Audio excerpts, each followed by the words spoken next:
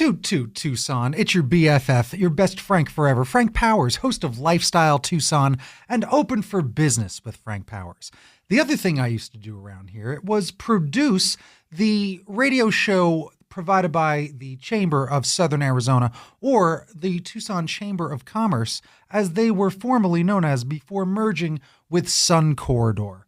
Exciting stuff here locally, yes. But really what ended up happening is they've changed their relationship in the new year with Arizona Lotus, this radio station. But the real reason that happened is because of that fiend. I mean, my friend Zach Yentzer.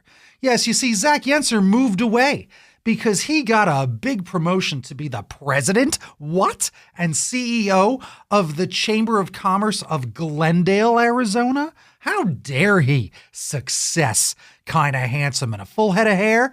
Ugh.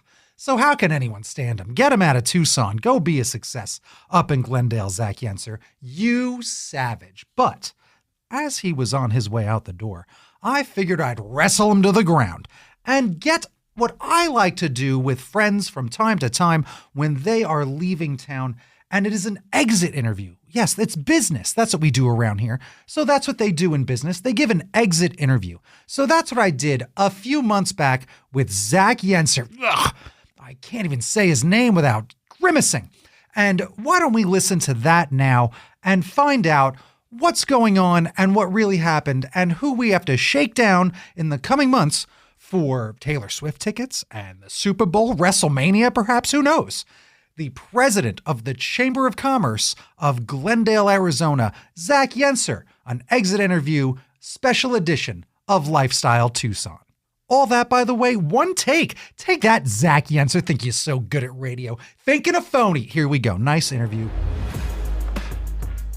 Good morning. I'm Frank Powers, and this is Lifestyle Tucson, the program where I speak to our neighbors, the people behind the scenes of our amazing organizations that are 501c3 nonprofits. Our friends are informing you how they serve our community, and they are here to give you updates on future projects. Let's say goodbye to some old friends today. It's a very special Lifestyle Tucson. We'll just call this a supplementary episode. We're going to have an exit interview. That's right, the exit interview for one Zach Yentzer.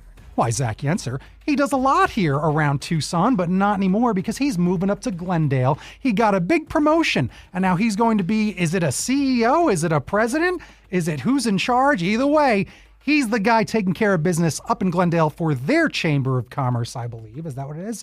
Let's say goodbye to Zach Yentzer. Zach, how's it going? Good, Frank. I've always appreciated and will miss our frenemy-ship. Yes, all right. We go a ways back. It's true. We do go a ways back. This started... Our fake frenemy-ship, just to be clear. It's true. We're doing really good by now. It's fun. We've worked together for a couple years now, all right? And you're a good guy. And this all started there. We really met. We were doing a fundraiser. During COVID. Yep. And I got to host this for this little thing that we put together called THT TV. And it was a really fun time, but we had to get serious during that podcast, during that fundraiser. And that's when I would turn the show over to you and I'd get real indignant about it and get mad and jealous. So you even interviewed Mayor Rothschild at the time. And then I put on my press hat and interviewed him and asked him what his favorite color was. So it was a good time as we got to know each other and had a fun, phony feud. Then over the years, you ran for mayor here for a little bit, or were going to run for mayor. You were doing some of that. You've been involved with the Tucson Metro Chamber, and then that merged with Sun Corridor to become the Chamber of Southern Arizona. You've been hosting what was their show, which turned into Rethink, which airs every other Sunday after this show, and doing a great job of it, really shining a spotlight on all the people in our community and talking about it. But now you're leaving town, you traitor. How dare you? That's my first question. So I'll continue to be the straight man and respond seriously to that question. You know, I joke with people that I said never one too many times, is I think how we got here. You know, said, man, I will always be in Tucson. I could never think about working in another market. And often in my life, two things have been true. When I've said never, those things have happened. The other is that I have always been able to be a part of good things when I've been willing to say yes to unexpected experiences. And working at the Chamber was one of those. I was very happy working at Tucson Young Professionals. Yep, I just interviewed them a little while ago, actually, and it was a great interview. Fantastic organization. Our board, we got to grow that to one of the largest in the country. Yeah. Was very happy there, and somebody called me, a mentor in my life, and said, the Chamber is hiring for a government affairs position. You should really talk to Michael about it. And I was like, I'm really happy here at TYP. They said, no, you should really talk to Michael about it. Michael's vision for business advocacy is really exciting. I think you would enjoy it. So Michael and I knew each other before then. So I called Michael, and the rest is history. And so I've just learned to be open to new experiences. And through working at the Tucson Metro Chamber, I experienced a real joy and love for the chamber industry. As organizations, what we do across the country is really important to convening businesses, to catalyzing change, to championing good things for our community. And I just knew I wanted to be in the industry for a while. And this turned out to be the next opportunity to do that. I have loved the work that I've done at the Chamber of Southern Arizona. The Chamber of Southern Arizona is an incredible organization that's doing great things. And I feel lucky to have been able to learn the last couple of years from two great CEOs that have really made me feel ready to do what I do here just now in Glendale. That's amazing. Well, I've got a surprise for you, because guess what? Behind door number 1, there it is. Come on in here. It's your actual boss, Michael Guyman. Get on that microphone. He's been here in hiding for weeks. I told him we were going to do this to you and spring it on you. And now finally it's happened. Michael, can you believe Zach's leaving us? Well, I kind of can believe Zach's leaving us, because when you hire rock stars, when you hire super motivated people, you know the day's going to come. And if there aren't the opportunities within your own organization, then they're going to find those great opportunities, because that's what smart and motivated people do. They find opportunities where they can then share their leadership. They can then grow in their own personal space. They then can lead that new community and do the great things that we are doing, and they learned from here in that new community. That is nice of you to say, but I don't know if I believe all of that. We're going to see, because let's ask young Zach Yentzer here, okay? New dad again. Well, by the way, congratulations. Thank you.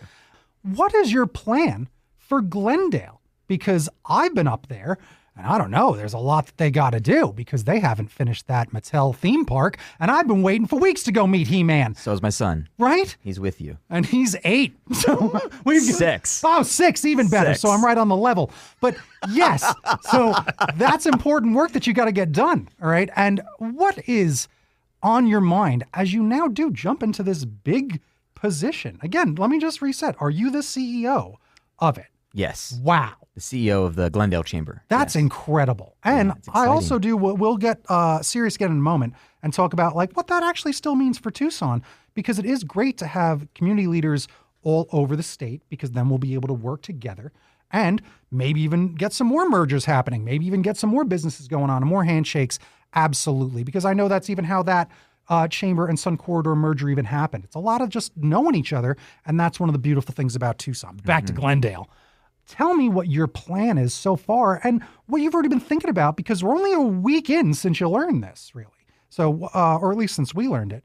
Sure. Well, you mentioned Mayor Jonathan Rothschild. He was famous for saying 10, 15 years ago that Glendale or Tucson, which one's going to declare for bankruptcy first? I mean, this is in the wake of the Great Recession, and both cities had some huge challenges and opportunities. And since then, the leadership in Glendale has really, through fiscal responsibility and a big vision, really grown Glendale into the sports and entertainment hub of the state. And that's not hyperbolic. There's been 3 Super Bowls, Taylor Swift concerts. I mean, Glendale is really becoming a hub for the sports and entertainment and tourism industry. And when I was going through that process up there, I said, look, from what I can tell, the next 2 to 5 years are going to shape the next 25. There's leadership changes in Glendale. There's industry shifts. It is a booming city now of 250,000 people that is going to have to really think about what do our next 25 years look like. And so certainly there's the internal work of continuing to support and grow membership. They want to grow a emerging leader and next generation element of their work. They want to be a real public policy player in shaping the next 25 years of of Glendale as it really goes from this rocket ship growth to now, what does that mean for housing and economic development and a lot of the issues that we've had to, as a larger city here, face for a while now. And other cool things, and I'll stop after this. Luke Air Force Base is in Glendale, which I didn't know until I started this process. So there's some also really cool similarities between Tucson as kind of a hospitality and military town. So is Glendale. So those are some of the things that I'm looking at. And as you mentioned, a funny story, Frank, I found out that one of our MCs for our events here at the Chamber of Southern Arizona, who does statewide work, is on a committee for the Glendale Chamber of Commerce. And when I announced this, that person said, I love the marketing director for Glendale. We work together all the time. And so while Glendale seems far away, it's really not. No. And there's so much of our relationships that are statewide. Michael and I serve on a statewide board called the Arizona Chamber Executives. We're going to see each other a lot now and have been, on that board. So I'm not going far. You're not going to be able to get rid of me. I know you're disappointed about that, Frank. I was doing some seances to get rid of exercise this demon up to Glendale, but no. You can hear that I'm busting his chops, but Zach really cares a lot about what's going on. Real quick, just to touch on it, how big is Glendale compared to Tucson? Is it about a quarter the size? It's 250,000 people. Okay. So that's interesting and a different style of challenge. I didn't realize. I thought it was actually bigger, just because of all the stuff that does happen up there. I thought that it was kind of a bigger area, but yes, it is such an entertainment center now. You've mentioned some things. You left out Wrestlemania, the most important thing going on. Make sure you get me those tickets when they come back to. I'm with Frank. I should have mentioned that. Yeah, man, not off to a good start here. Dig it. So anywho, Michael, let's really ask him some real questions about an exit interview. You've conducted some exit interviews in the past, I'm sure. Have I? Big wig, yeah. Sure. When someone's moving on to something, you got to say, all right, let's find out what you think about this place. So now let's get Zach Yentzer in the hot seat. And all the seats in Tucson are hot, but this is the hottest one yet. Zach, now that you're leaving, give us your real opinion about Tucson and why people should check this place out, because it's offered you a lot as you've grown here and now you're evolving onto your next thing. What do you think is something to say to people about Tucson? I've always said that, especially compared to bigger markets, the relationships here and the sense of community can get you further and faster. And that if you're really intentional, within a few weeks here, you can know who you need to know to do the things that you want to do. And I think that is really unique and special. And here's what excites me about Tucson, and I think could also be a big challenge if we don't harness it. And that is, for the first time that I can remember in a number of years, the university and workforce partners, the economic development in government and our private sector are fairly aligned on what the present and future can and should look like in Tucson. We agree on what our industries of strength are. We agree on paper what our future should look like as a thriving Southwest hub for aerospace and renewables and logistics and biosciences. The challenge and opportunity now is, are we going to execute the way we need to achieve that future? And there are some signs that we will, and there are signs that maybe we won't. And that is the tipping point moment that Tucson is in. And I also think it's an exciting time to be here and to be in this market. And I'm encouraged by all the different players that are really working together in a way that they haven't yet. The future is bright, but we could also take a step back at the same time. It's our choice right now. Oh, well said. This guy, I'm trying to get him. Michael, get him. Let's ask him one question. Let's send him on his way. Ask him anything. Just as a good AMA. Yeah. All right, let me think about this. I'm on the hot seat. I think that's the hot seat. Apparently. Yeah, this is definitely a hot seat. Okay, so Zach, you went through this merger process with us. When you signed up for the Tucson Metro Chamber 2 years ago, never in your wildest imagination, nor mine, quite frankly, did you think that we were going to merge with another organization. So, but we did. Yep. And it's going, in my opinion, very well. Yep. But do you think, I'd like your thoughts on the merger, and do you think that there should be more? Mm-hmm. Well, before I worked for the Tucson Metro Chamber, before I was an employee of the merged organization, I think I've been on record through my radio show, through other conversations, that these combinations and mergings and coming togethers needed to happen at scale. That we needed to figure out how we could have a stronger voice, be less divided, be less distracted and segregated, to have the impact in Tucson that we needed to have. So I felt like I was preaching that message before you hired me and before I knew I'd be a part of a merger. So I feel like in good faith, I can say on both sides of the merger that it was a good idea and that we should have done it. I'm glad we did it. And that if it makes sense to have more of those combinations, then we should. And in other markets, we see a lot more cohesion, and I think it does make a difference. And there are some organizations that hold a special space and a special lane that need to continue doing that in Tucson, but where it makes sense to bring more partners to the table in a single unified voice, I think we should do it. I think it's a good idea. And I hope from my perch in Glendale now, I hope to see more of it. There you go. As a CEO, Michael, yes, what advice can you give to our first-time CEO here that might not be in the textbooks? Yeah, I would say it's kind of goes back to basic leadership styles. And I think like Zach too, is very much of the style of listen but lead. So as a leader, it's important to listen. Listen to your board, listen to your members, listen to the issues that they have that are important to them. But then also take that to the next step and actually lead. Because I hear too many leaders talk about, oh, listening is the most important thing. Well, it can't just be listening. Mm-hmm. It needs to be listening and then turning that into action. Mm-hmm, mm-hmm. And so I think Zach has done a very good job of that, even in his role at the chamber, of taking the time to listen, but also processing that into how do we then affect change? How do we become even more impactful? So I guess that would be my strongest advice is to do that listening, but then also really take that action. And both Michael and now Joe Snell do that very well. Mm-hmm. So when I said I've been grateful to sit for 2 years and watch, that's probably my biggest lesson actually.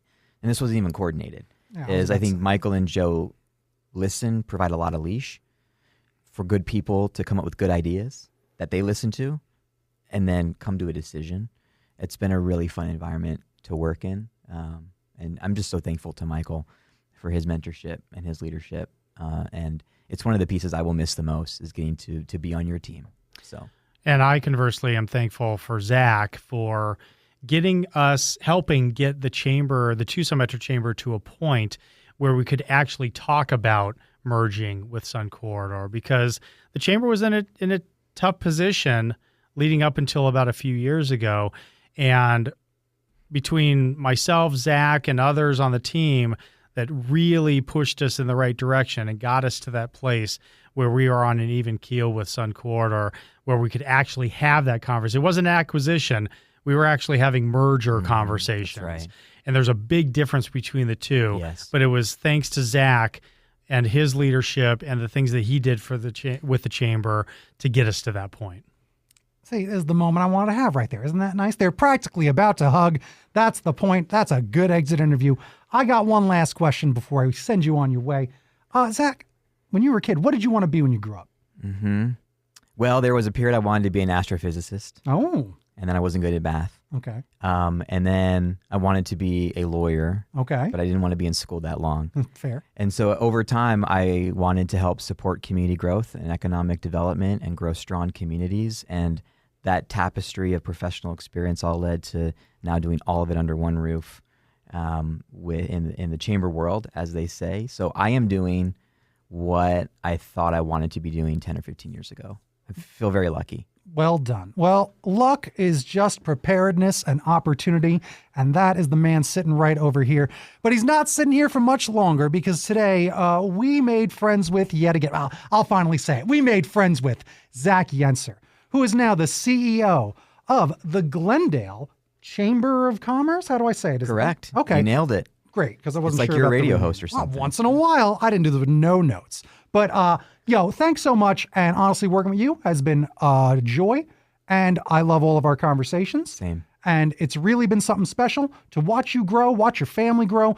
And you are the type of young person here that I believe is the American dream that gives others hope that, if you just do your best, if you just try, if you go after what you care about, make your career that, and just, it's not a straight line. You're going to dip and dive, you're going to zig and zag, but you're going to find your purpose.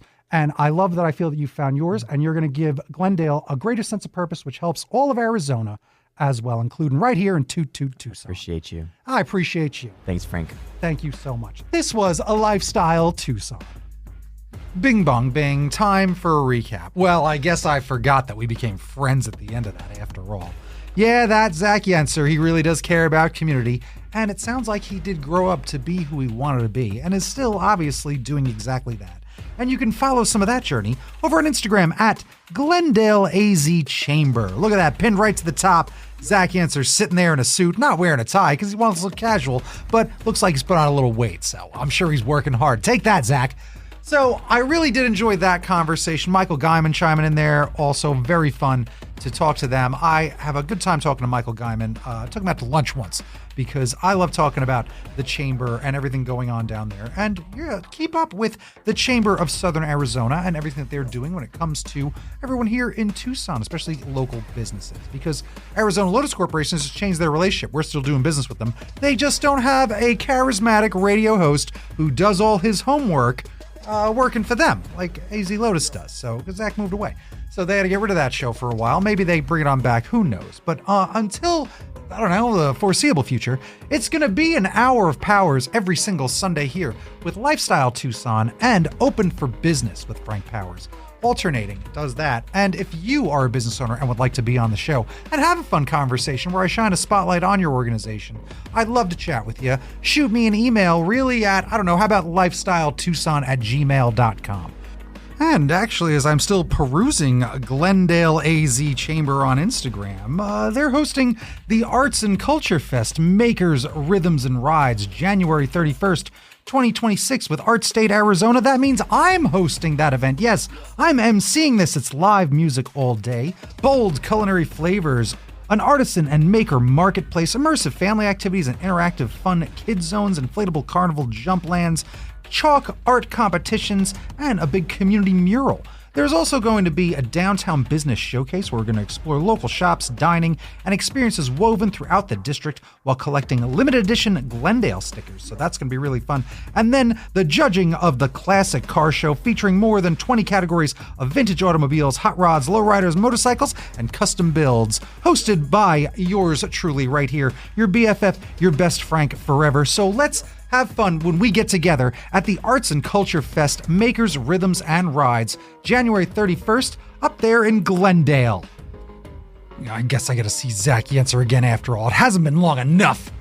And I want to thank our old fiends and new friend, Zach Yentzer, for joining me today.